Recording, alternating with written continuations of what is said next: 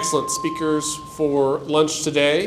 The first up is someone many of you I know and love because you've already come up to me excitedly this morning, and that is our state Labor Commissioner Leslie Osborn. Come on up.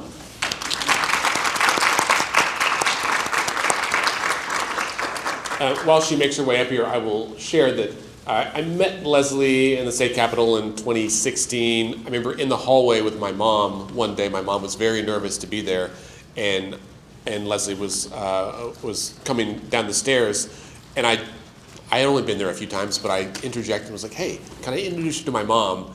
Knowing that she would be graceful and happily make 30 seconds to say hello, and it absolutely made my mom's week. Like, she was so excited about it. And I've since learned that Commissioner Osborn will make that kind of time for almost anybody that is reasonable.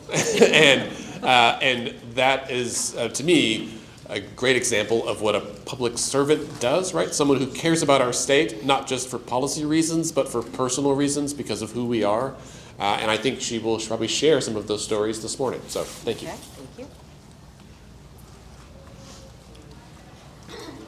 What a great turnout and a wonderful thing. And I have to brag for a second, and he didn't pay me to do it. Andy Moore is awesome. When he first came to the Capitol, it was kind of that idea of, who's this guy? What's he doing? But his idea was, can we not bring people together, educate them on what's really going on, not the party affiliations, and let's get people involved again. And how important is that? So thank you, Andy, for what you do. I'm going to speak on two things, but first I'm going to start just a little bit with what my job is as State Labor Commissioner. And I'm sure y'all are aware, but workforce shortages are one of the worst problems we have in this state and across the nation right now. We just don't have enough warm bodies to fill the jobs. So I wanted to talk, so every state Department of Labor is required to send in data on what our shortages are to the Federal Department of Labor. They crunch the numbers, get them back to us from the Bureau of Labor Statistics. And if you have friends on the far right that tweet or put out on their social media that everybody's lazy, they're taking a government check, no one wants to work, I need you to debunk that. Let's work in real facts and real data. We don't have enough bodies to fill the jobs. We are at record low unemployment in this state. Oklahoma City hovers around 1.5 to 2%, the state 2.5 to 3%. That's basically full employment, so please debunk that. So what are the biggest shortages we have? Number one, and these are not in any order, but there's four, is engineering. Why do we have a shortage in engineering? Because we're blessed in one thing. Oh, thank you. Is that we did not lose bases when the BRAC Commission was doing all those closures. And engineering and aerospace firms want to be contiguous to a military base. So that's why we've been able to expedite aerospace into being the #2 provider of jobs in our state.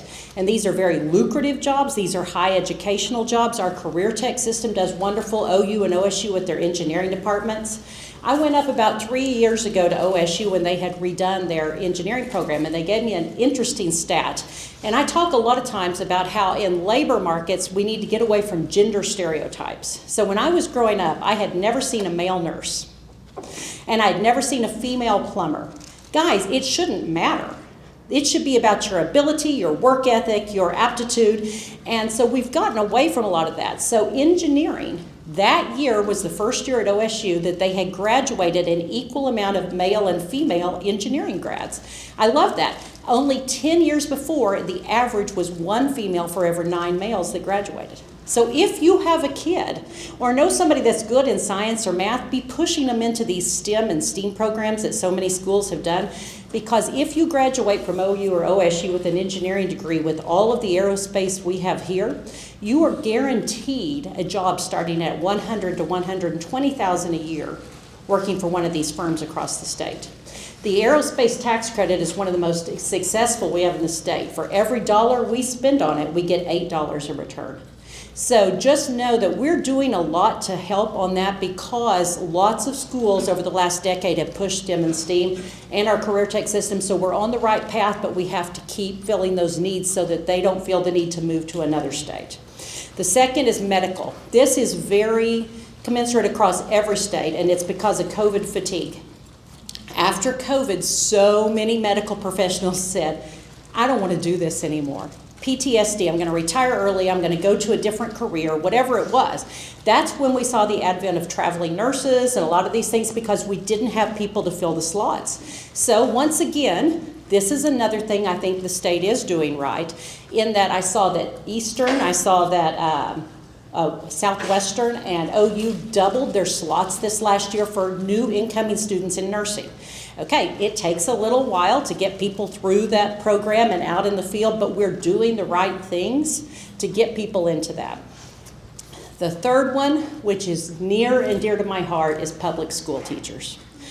So I came from a family of teachers. My grandmother graduated from Oklahoma A&M with her 2-year teaching certificate and went back and opened up a one-room schoolhouse in Duke, Oklahoma. So both grandmothers and my mother were teachers. Hear me. There is no more important and there is no more valued position in the United States than teachers, because we are handing over our perfect little 4 or 5-year-old that we've shaped and molded to somebody that's going to see them more hours a day than we do. Yet last year we had over 4,000 slots in public education filled by non-certified teachers. Why? Because we disrespect them and we don't pay them well enough. And that is, according to, my belief is the only way to change that is us. Every time you see someone saying that all public school teachers are groomers and pedophiles, you've got to debunk that until we start standing up for these hard-working citizens who don't have time to even think about that stuff because they're too busy teaching reading, writing, and arithmetic. Shame on us for not standing up for that profession. Number 2, when you walk out of the doors in Oklahoma with a bachelor's degree in education, you automatically start at a pay discrepancy of 32% compared to other commensurate bachelor's degrees. Yes, the legislature did some pay raises this year. It wasn't enough, but at least we started back on that path. But if you have student loans and you know you're going to be disrespected and you're scared to death if you teach about the Holocaust, you'll burn in hell because every student's going to tell their parents and call Ryan Walters. Guys, what are we doing? What are we doing? Hear me, this is valuable, this is a wonderful place, and the only way we can change this is if we start standing up. Run for school boards. Have you heard of Moms for Liberty? It is now deemed a terrorist organization. They're telling you that they're giving Hustler magazine out to your kindergartners. Not true. The only one that's talking about pornography in schools is Ryan Walters.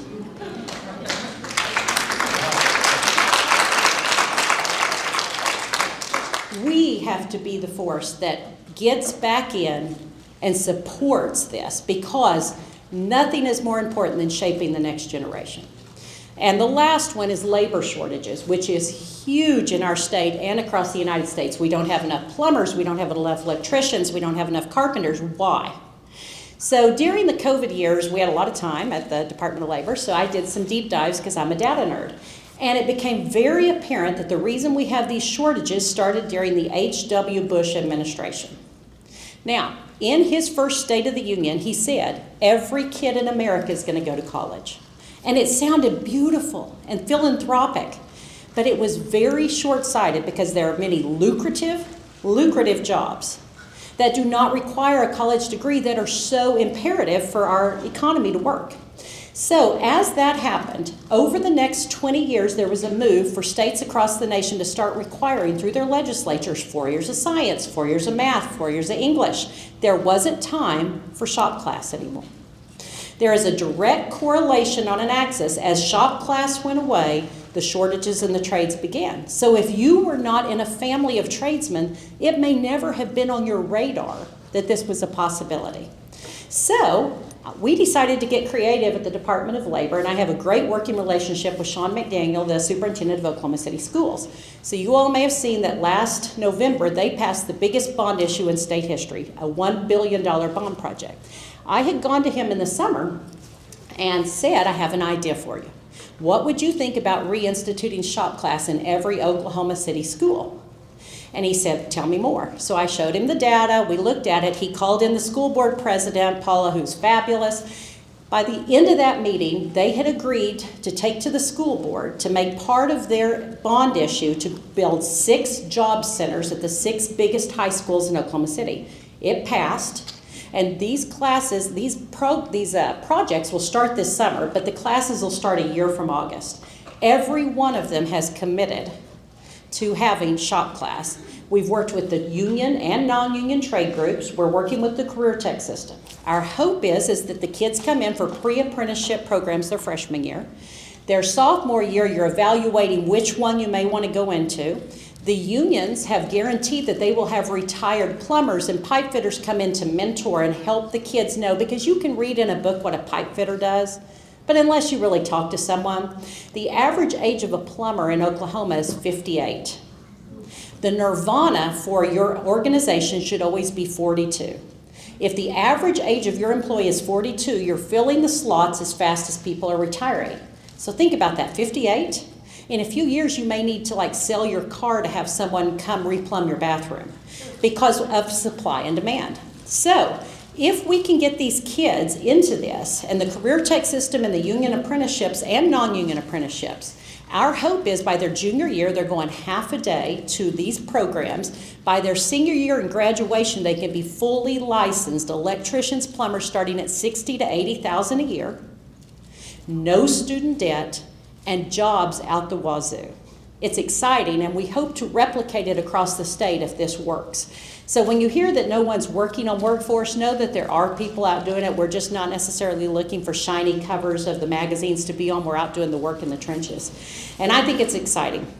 So why do we have these shortages? It's just like I said, not enough people, but there are 3 pools of people in our state that we're not utilizing that would help fill these spots. Number 1 is women of childbearing years. Oklahoma, 77 counties, over half of our counties are deemed child care deserts. That means there's only 1 slot available for every 10 needed for daycare. Why do we have this problem? Well, in the big cities, you'll see the kinder cares and the chains, but out in rural Oklahoma, who traditionally watched the children was your grandmother, and she watched your 2 kids and 3 others that she knew from church. Guess what happened during COVID? Grandma died because Oklahoma doesn't believe in science and medicine, or she was immune compromised and didn't want 7 Petri dishes in her living room, and so she shut down the daycare center. All of a sudden, if you weren't privileged enough to have a mother or a grandmother in your town, which I did when I owned my business, who could pick my kids up at school if I was still out working, but if you didn't have that, you're basically taking women of childbearing years out of the market. So this year was a plethora of money to spend at the Capitol, yet we didn't do anything to subsidize daycare. Please be reaching out to your legislators. There is nothing more important for workforce than helping subsidize quality daycare. It does 2 things.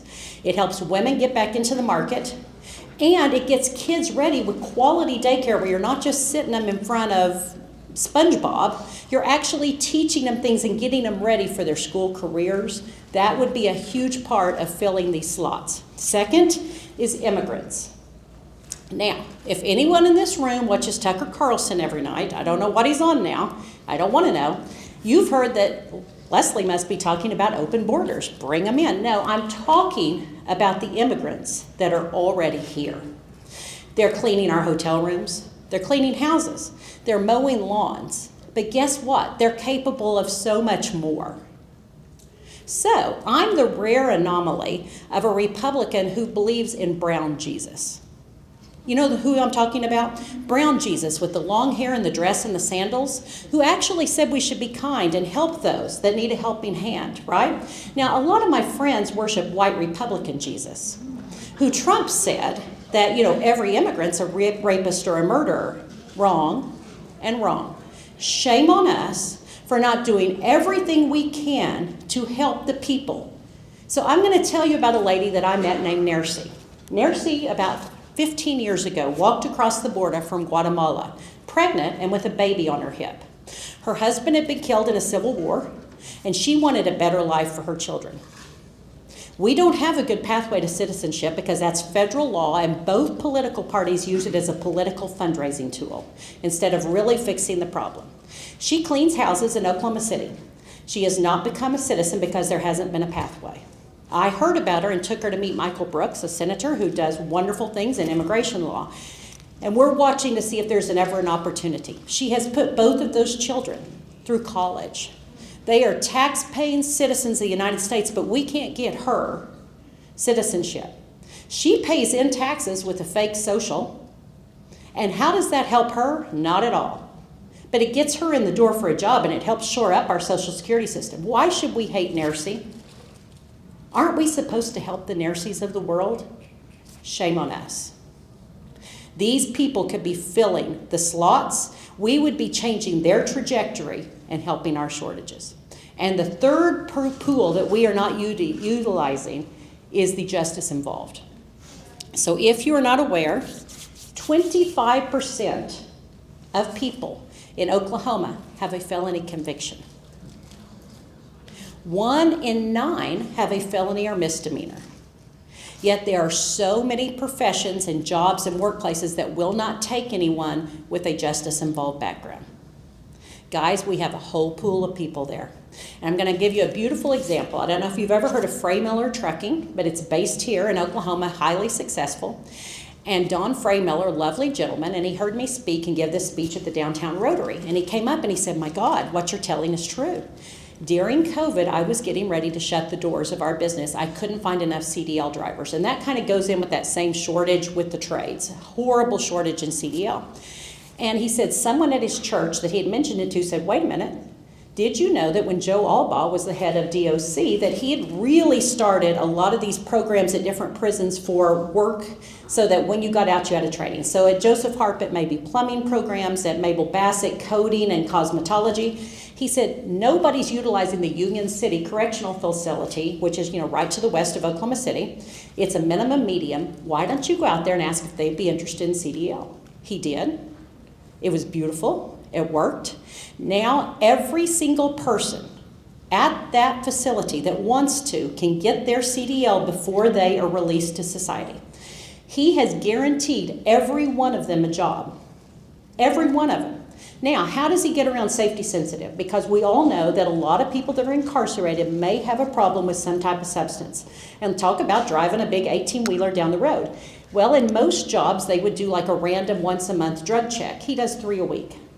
It ratchets down, but they don't mind doing it. He doesn't mind administering it, and it's working. It saved his business, and he's changing lives. He's breaking cycles. No one has believed that these people could ever be functioning members of society. And when we help them, we help their children and grandchildren. We have to look outside of our box of who we're using.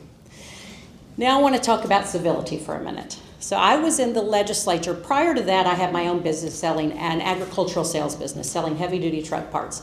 At 45, I ran for the House, was in the House 10 years, and now I've been Labor Commissioner for 5. If someone asked me to run now, I'd be hesitant because of the ugly, ugly polarized world we're in, but it wasn't quite as bad when I ran in 08.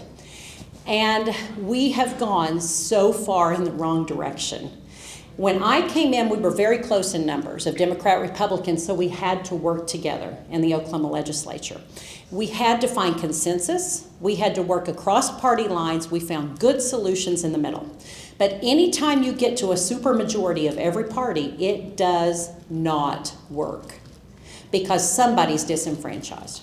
I'm a big believer that until your legislature looks like your demographic, you don't have true representation.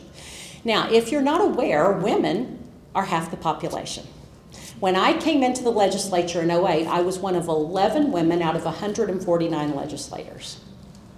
So a lot of times I'll hear people say, well, I guess women just can't win. No, women don't run. Because we're a Bible Belt state, we're taught to stay home and take care of the kids. When I was knocking doors, and I had a son in college, and I had a daughter who was still a senior in high school, people would say, but really, shouldn't you be home with your daughter? Would they say that to me if I was a bank president? Or if I worked at Boeing? I mean, why do we do this to people? And do we need that perspective? Until our legislature matches demographically man, woman, minority, non-minority, gay, straight, it will never be true representation. We've got to do a better job of electing people that look like us. So I get asked a lot, what's your next step? In the old days, I'd have told you I'd have loved to have run for governor. I can't win because right now, it is a time where wealthy white males are buying their seats of power. So if you can drop 5 or 10 million in, you can win a race, right? How sad is that? I grew up watching Mr. Smith Goes to Washington, where I thought there were really citizen legislators who wanted a better world. What have we done? Citizens United was a U.S. Supreme Court decision that allowed dirty money PACs. Horrifying. We do so many things to shoot ourselves in the foot. Until we start realizing the true role of state government, nothing will change. So what is the role of state government? It's to provide the fabric that allows a society to function and its citizens to flourish. That means we need good infrastructure. We need great common education to educate the populace. We need enough mental health care beds to take care of people that truly need it. We need safety nets. We need good roads and bridges for a system of infrastructure. We need rural medical care. We need to make sure we have OBGYNs in every county. Yet if you watch the legislature this year, they spent about half their time worrying about drag shows. What are there, like 20 drag show performers in Oklahoma? What the hell are we doing? And when did that become the role of government? Are you electing people that vote and run those bills? Know who your state rep and senator are. If you're not sure, pull up the state house or the state senate, and on the top line, there's a link on both, find my legislator. Put your street address, immediately you have everything you need. Until we start actually listening to the electorate and electing people that realize what the true role of government is, we're horribly off track. And it's not going to work. I spoke to Girls State last week, and it was so encouraging. This sharp group of girls all across the state that are our future leaders. And they ask you not to be political, so at the end, I said, I need you to hear me on something that I'm not saying as a D or an R. You have less rights than your mother had.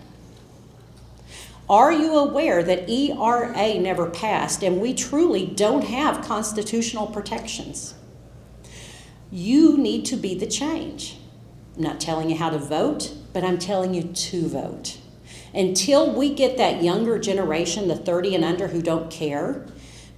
And guys, we've got to realize that we can respect and work with people that don't love like us, look like us, worship like us. Nothing will change. A lot of this is also due to social media. A lot of this is due to the 24-hour news cycle. And I believe when Ted Turner started CNN, he had no idea what it would become. It sounded beautiful. We'd know if there was a famine in Somalia. We'd know if a hurricane had hit Florida. We would be able to keep up with global issues. And it started out reasonable. Now, if you watch anything from Fox to MSNBC, you're getting about 3 minutes of news and 57 minutes of an angry pundit or panel screaming the latest conspiracy theories at you. This is called mind indoctrination. Turn off the national news. Turn off podcasts. Turn off social media. Start listening to your local news or listen to both sides. Everyone wants to hear a cacophony of their own voices. But until we get back to civility and to kindness and to working together, it's not going to work.